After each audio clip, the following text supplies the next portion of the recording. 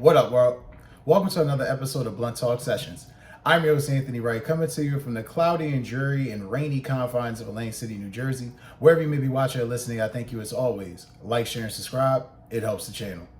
This episode of Blunt Talk Sessions will be discussing the Eastern and Western Conference Finals and also some other tangential NBA news that I definitely wanted to discuss. As always, guys, happy to be here with you and going over this content and delivering this content as always. Blunt Talk Sports Podcast. You can check this episode out exclusively on blunttalksports.net, or you can check this out on Patreon and on Substack. That's the only place where you'll be available to see this episode initially before it's seen on YouTube or anywhere else. So happy to be here with you guys on another beautiful day.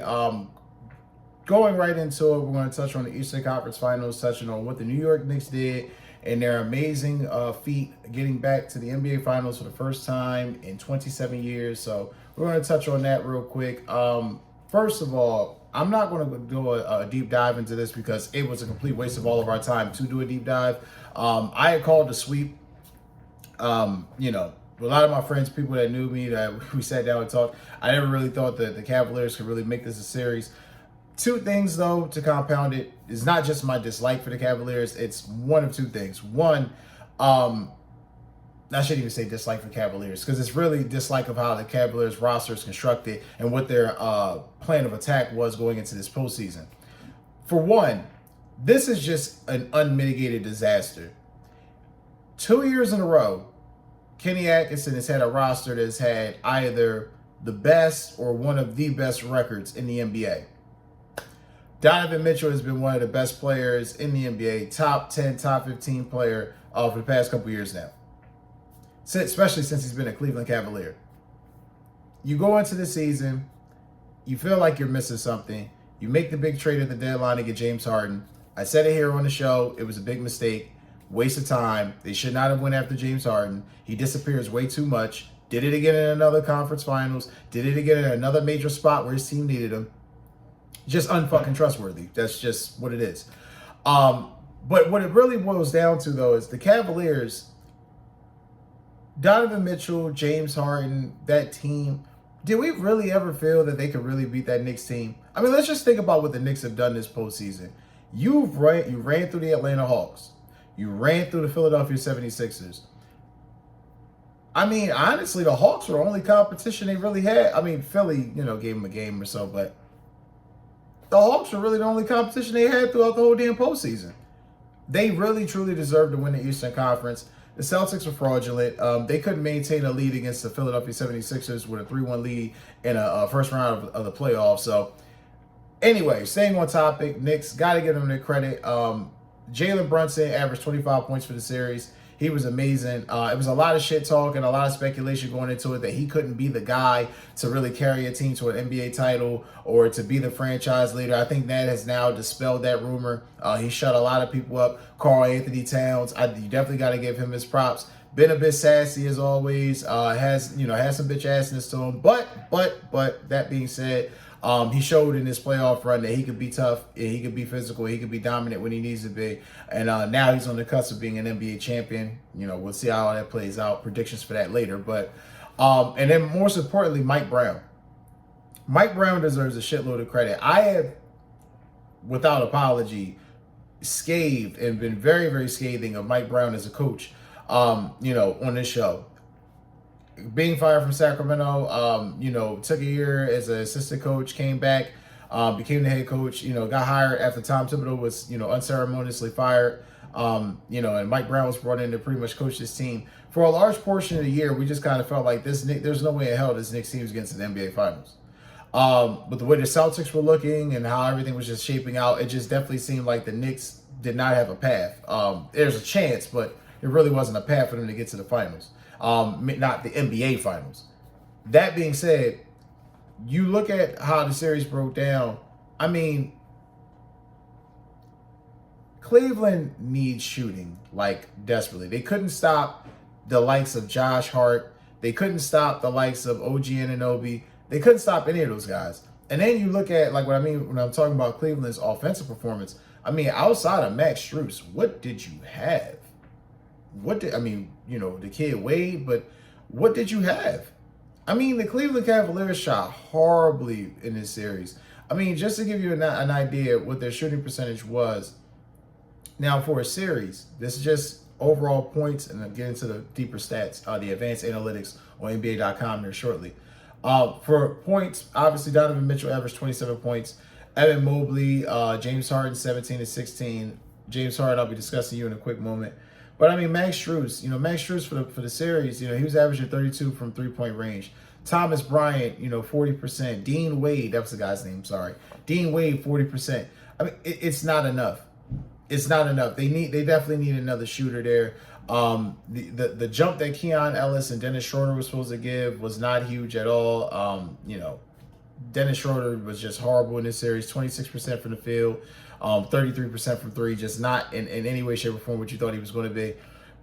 This team needs more. And I've said that this team was soft. I mean, you struggle with the Pistons, and I understand that, Detroit is in your conference. They're in your division, and in your conference.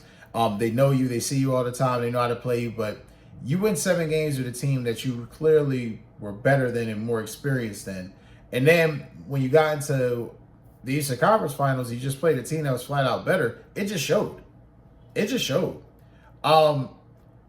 No more flailing from Donovan Mitchell. I mean, Donovan Mitchell gave it his all. I really feel like that kid's one of the best players in the league, but he gets away with a lot of extraordinary bullshit that just doesn't really isn't really required at the moment. Whether it's him jumping in the crowd to go for a loose ball when the team's down by 15 points, or whether it's him jacking up erroneous threes when he's already 6 of 30. I'm being hyperbolic, but hasn't really shot well from the floor. It just becomes a situation where, again, ultimately you're wanting more.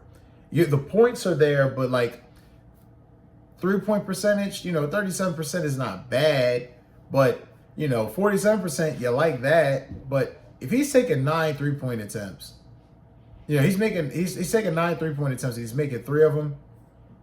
I kind of want a little bit more from Donovan Mitchell. I mean, to be honest, that 3 has got to be a part of his game going into next year. If he wants to advance to take that next step. Also, too, again, I reiterate, the Cleveland Cavaliers, they have to get 3-point shooting if they really want to advance or be in a position of being in the NBA Finals next year. Because I can promise you, you could get LeBron, and that'd be great.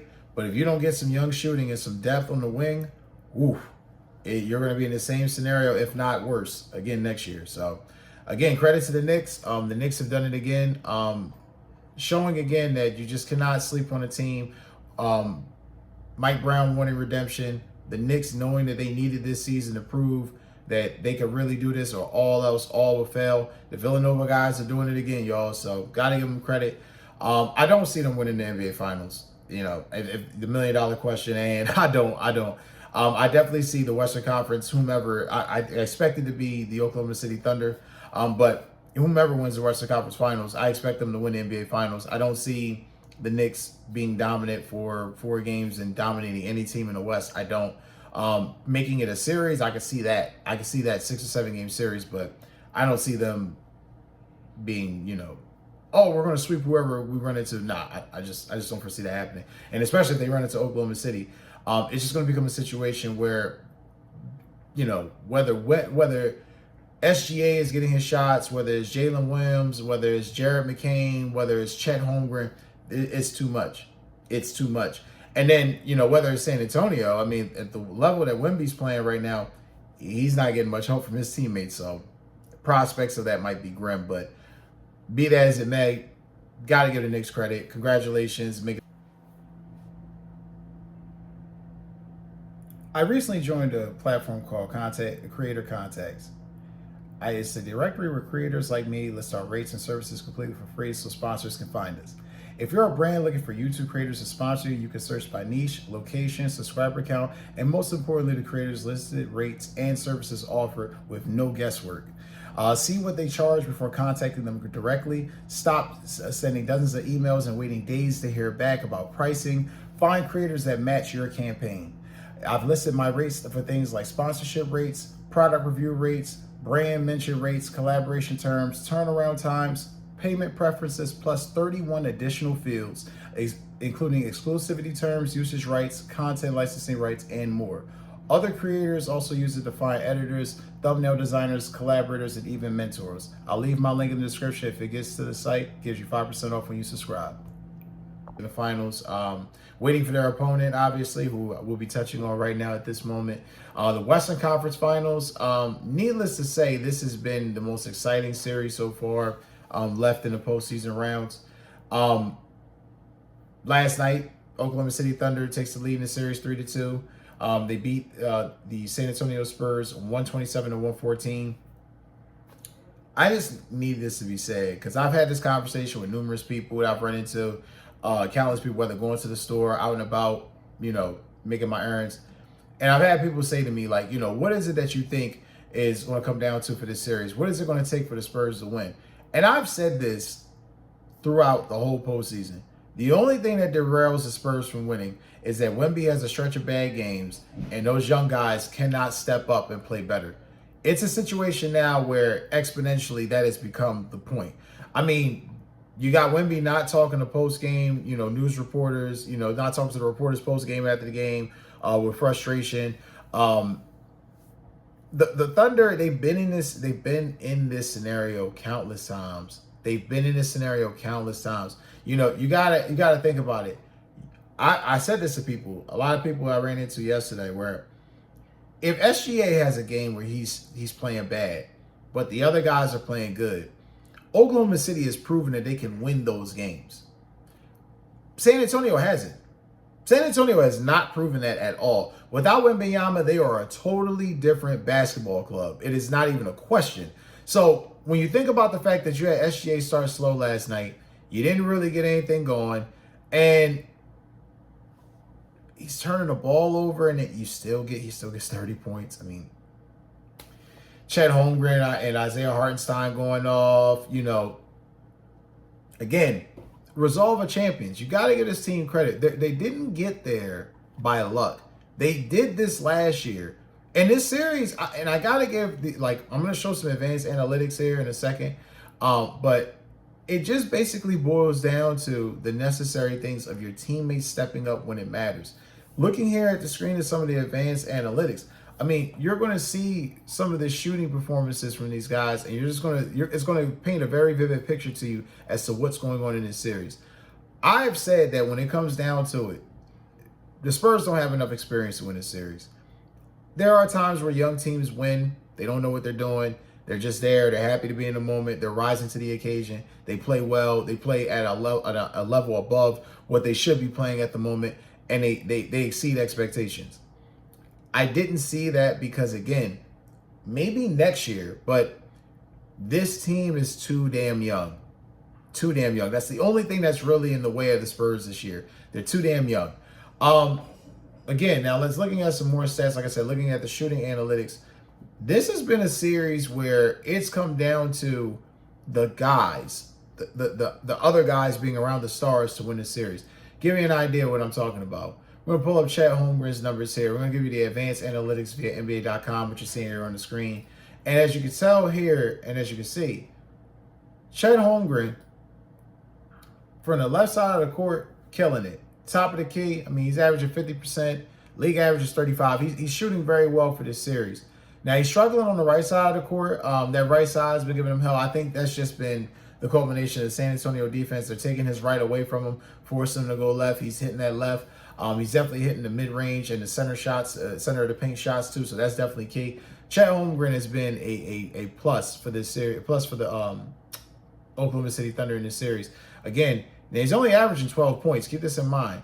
But again, when you're averaging 51% from the field shooting, 30% from three, you're hitting 80% from the free throw line. You're giving 12 and 7, and you're giving a couple assists, and a block. It matters. It matters. All these things matter when you're playing a team this good. Isaiah Hartenstein, he's only giving you 8 points, but again, 56% from the field. Again, getting the necessary rebounds, 9 rebounds for the series. He's averaging that so far for a game. You need this. You need these guys getting double-doubles to counteract or buffer what Wemby's going to do, because Wemby has just been fucking crushing it this whole fucking series. Looking at his shooting analytics here, I mean, again, Victor Wembanyama, I mean, he's hitting from all over the floor. Now, he struggled He's taking he's taking some shots, 3-point shots that I probably say are ill-advised. But again, when you're that skilled and that gifted, you're going to try it. But as you can see here on the screen, he's definitely shooting well above the league average and a lot of spaces on the floor. This has been a series where he's definitely having his coming out party as far as developing and showing that he could be that guy. His teammates, though, however, cannot say that much. As we look at Stephon Castle, don't want to beat him up too much, but as you can see, not really shooting great throughout this series. Top of the key, 3-point range, he's shooting well. Mid range has been good, but just been very sporadic throughout the rest of the floor, and has not really shot the 3-ball exponentially well through this series. Also, too, Keldon Johnson, Mr. Stand there and go on, try to take on 2 defenders or stand there and look around and try to figure out who to pass the fucking ball to. He's shot horribly this series, which has been a shock to no one.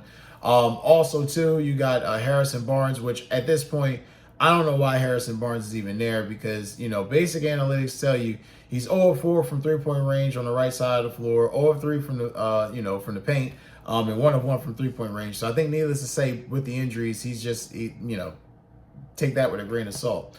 Dylan Harper has played horribly so far to this series. He has not shot the ball well. And then, like I say, seeing here, looking at his analytics. And then last but not least, of course, you got Devin Vassell and De'Aaron Fox. Devin Vassell, here's what I'll say about Vassell. Vassell has played a lot better than I thought he would in this series. However, for San Antonio to win this series, they need him to be averaging close to about 24. Looking at the numbers and the statistics here, Vassell is averaging 14, almost 15 points for the series. So this is just the problem. I mean, again, Castle with 18 points for the series. Vassell with 14 points for the series. De'Aaron Fox. Now, this is the disappointment here. Again, 31 minutes a game. Now, we know he's been playing with a bum ankle. He's been playing through it, though. So, if you're out there, you got to get judged accordingly. He has played terrible. Looking at his advanced analytics, that's a lot of red. It's damn near a sea of red that you can see. As you can look here, looking at his numbers again, he's only averaging 12 points for the series. He's shooting 38% from the floor, which is definitely not good. He's shooting 16% from 3, which is never great. I mean, that's fucking moribund to be exact. And then to make it worse, he's giving you 7 rebounds, which is great, but the assists, around 6, not good. This is not the De'Aaron Fox that the Spurs are going to need to win or advance to an NBA Finals. They need the Sacramento De'Aaron Fox that could give them, on his worst nights, 20 and 12. This is not going to happen. Dylan Harper, again, struggling too, as I stated, 10 points for the series, 39% from the floor, only 21% from 3-point range. And that's really what's killing this Spurs team. They've shot horribly from 3-point range. I mean, it goes without saying. I mean, Castle, 28%, De'Aaron Fox, 16%, Dylan Harper, 21%, Champagnie, 25%, Keldon Johnson, 31%. I mean, Jordan McLaughlin, shockingly, for 75%, but, when you take it into account, he's only taken literally 1 attempt. I mean, be it as it may. The Spurs bench and their role players are going to have to step up if they're going to have any chance of even in this series and making it a 7-game series. I tend to think that Oklahoma City is going to smell blood in the water and they're going to end this because you cannot allow Victor Wembanyama to linger any longer on that court, because if you do, you can fuck around and go home in Game 7. So, exciting series. I'm glad that I definitely have been able to cover it, and I'm looking forward to see who the winner of that series will be, because I definitely feel that winner will go on to win the NBA championship. Also, too, I want to touch on some NBA rumor mill news. This news coming from, here we got Scott Polacek from Bleacher Report. New Giannis trade rumors on Wizards pursuit amid Warriors, Heat, Lakers, and Knicks buzz. If the juice has not been squeezed out of the basketball orange already, it definitely won't be anytime soon, because there's definitely going to be more news to talk as free agency will be upon us and the draft coming up. The Washington Wizards are reportedly among a list of potential suitors for Milwaukee Bucks star Giannis Antetokounmpo, who has already been connected to the likes of the Golden State Warriors, Los Angeles Lakers, and New York Knicks, and Miami Heat, among many other teams. Quote from Mark Jake Spears: I was basically told by a very good source close to that Washington situation that they're going to explore their options, and I think that with some of the young talent that they have, why not, right? That's kind of vague. What that means is, If they can get Giannis on the cheap, for some young talent, they'll definitely do it. However, if it's going to require the farm, you already got a team in place. There's no need to do it. The Wizards are feeling the pressure because, again, haven't won a playoff series since 2017. They want to get off, they want to end that playoff drought. They definitely want to get their fans something to root for. I mean, they won less than 20 games in the past 3 straight years. So, that wears on the fan base. So, got to give the Wizards credit here. They're definitely trying. Whether this happens or not, I doubt. Stranger things have happened in the NBA, but I just don't see Giannis going to the Wizards. I still, even with him not going to the Washington Wizards next year, I still see them being potentially a great team. So, in the Eastern Conference, so we'll see how things play out. I definitely wanted to discuss that. Also, too, talking about some coaching news before we get into some NBA All-Star or NBA All-NBA news, I should say. Kenny Atkinson is going to remain the coach for the Cavs despite being swept by the Knicks in the conference finals. I'm going to be honest with you. Kenny Atkinson is not the problem. I think Kenny Atkinson can coach his ass off. I think he's proven that with the Nets. I think he's proven that with the Cleveland Cavaliers. What I think is definitely, most people aren't trying to acknowledge, that has proven itself, is that James Harden is a very inefficient and deficient player when it counts. And that if you are counting on him to be the second wheel, hell, the third wheel in a championship team, you've already lost. So great job that Kenny Atkinson is going to be able to stay on. I think it would have been a knee-jerk reaction. Cavaliers haven't even been back in this position since LeBron left in 2018. So be that as it may, you got to just really focus in and get some shooting around Donovan Mitchell and James Harden. You really got to hunker down and get that bench fortified. There has to be more moves made if you're Cleveland. You're definitely not settled, especially after getting swept by that Knicks team. And you've been dominant. You've been one of the more dominant teams in the NBA the past 2 years. It goes without saying that something must be done. We're going to have some more coaching news. Coach Joe Mazzulla here from The Athletic. The Athletic's Jay King. Celtics, Joe Mazzulla wins, quote, stupid NBA Coach of the Year award. It's funny because, before he won this, I don't know if you guys know or not, but he had definitely said he had called the award stupid before, because he stated, I want to make sure I find the comments, because he was very effusive. He was very effusive of praise and very thankful of praise. When it came time to accept the award. But I want to go back to his original comments that he talked about, where he went in about, not, I'm so mad I don't have it pulled up right now, but I'll get to it if I can find it, I'll pull it up. Nonetheless, Joe Mazzulla was definitely ecstatic and happy about getting the Coach of the Year award. He thanked his family, God, and, the platform he's been given and the support. And I give Joe Mazzulla a shitload of credit. I mean, for a guy who has been in the head of the charge or the face of, I recently joined a platform called Creator Contacts. It's a directory of creators like me, list our rates and services completely for free so that sponsors can find us. If you're looking for a brand for YouTube creators to sponsor you, you can search by niche, location, subscriber count, and most importantly, the creators listed, rates, and services offered with no guesswork. See what they charge before contacting them directly. Stop sending dozens of emails and waiting for days to hear back without a response. Find creators that match your campaign. I've listed my rates for things like sponsorship rates, product review rates, brand mention rates, collaboration terms, turnaround times, payment preferences, plus 31 additional fields, including exclusivity terms, usage rights, content licensing rights, and more. Other creators use it to find editors, thumbnail designers, collaborators, and even mentors. I'll leave my link in the description. If it gets to you to the website, it gives you 5% off when you subscribe. So essentially, Mazzulla got the award for the Celtics being able to have a great year with Jason Tatum being out throughout the season. And I get that. And I definitely think Jaylen Brown was a large catalyst of that.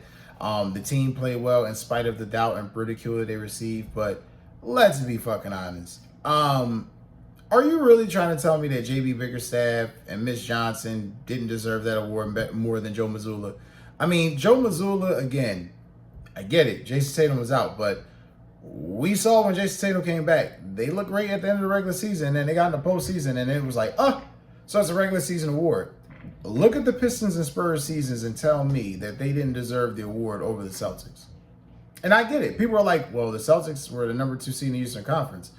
Right. The Spurs were fighting for the 1 seed, and I believe the Pistons were as well. I mean, come on, y'all. Like, what are we talking about? Like, the dick riding for the Celtics at times becomes obnoxious. I definitely feel like Joe Mazzulla didn't deserve the Coach of the Year this year. He had a better chance to give it to him a couple years ago than he did this year. I know they want to make the argument about how the team played. I mean, let's be honest. Brad Stevens made a wholesale change of philosophy, so I understand it. But the core of the team was still intact.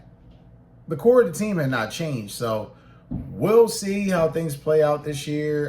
Going into next year, they'll have, a decent pick going into this lottery. Now, granted, they're not picking in the top 10 or top 15, but, they've drafted pretty well. I think that they realize that they're going to have to retool in certain spots via the draft, but make no mistake, we're talking strictly Coach of the Year. I think Joe Mazzulla got away with one this year. Their argument and case could be made easily for J.B. Bickerstaff or Mitch Johnson to be Coach of the Year, especially with the seasons that their teams had and how well those teams responded and played in spite of the stars playing or not. Because again, they're talking to all of us about Jason Tatum not playing. How many times did Wemby not play, 35, 40-minute games throughout the season? How many times were guys out injured and they just made it work? So again, Spurs, got to give it to them. I definitely think Mitch Johnson and Jimmy Bickerstaff got robbed there in that moment. Definitely was a moment in the sun for them that they could have took. But Joe Mazzulla won, and it just tells you that the NBA celebrates heritage. That's really all I can really say about it in that regards, because I don't think he really honestly deserved that award. Coming up on the last couple of things before we wrap this episode up, we're going to talk about new Pelicans coach Jamal Mosley and how he expects to handle success better than he did in Orlando.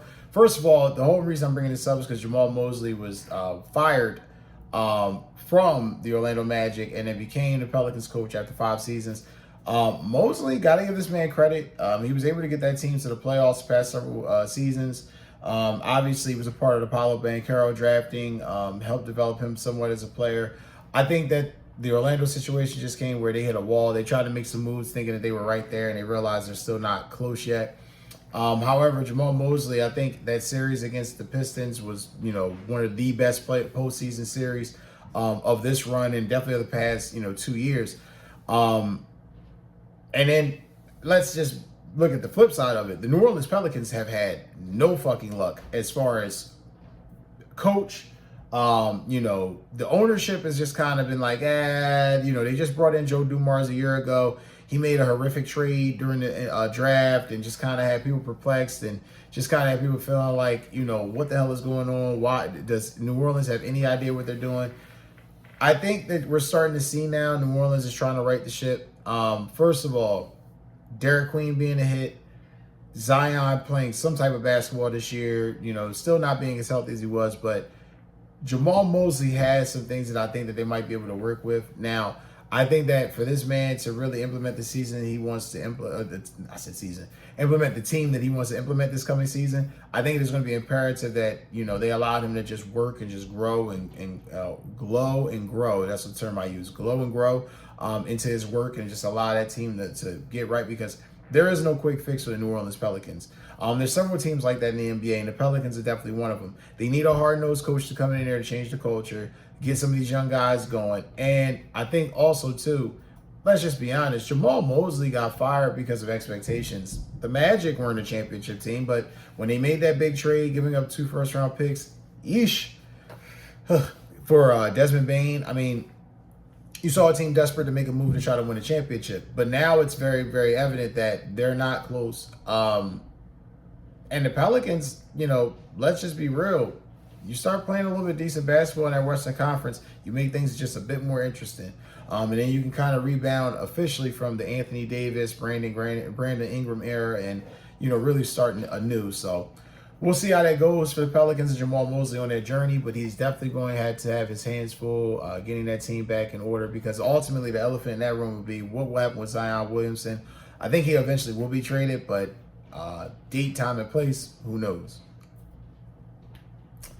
Like I said, now looking at the Kia All-NBA First Team honors, I definitely wanted to go over this. Looking at the roster, you guys will be able to see this on the screen shortly.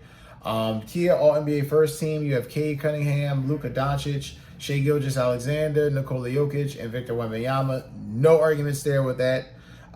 Kia's All-NBA Second Team, Jaylen Brown, Jalen Brunson, Kevin Durant, Kawhi Leonard, and Donovan Mitchell. Again, no arguments there.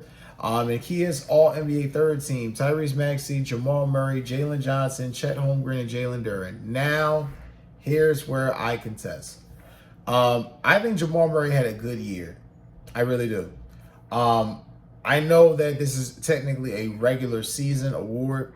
However, I think the postseason has to be factored into it because that's really the money ball. That's really where the careers are defined. Yes, not making the postseason can define your career, but how you advance and what you do in the postseason to help your team advance goes further than anything.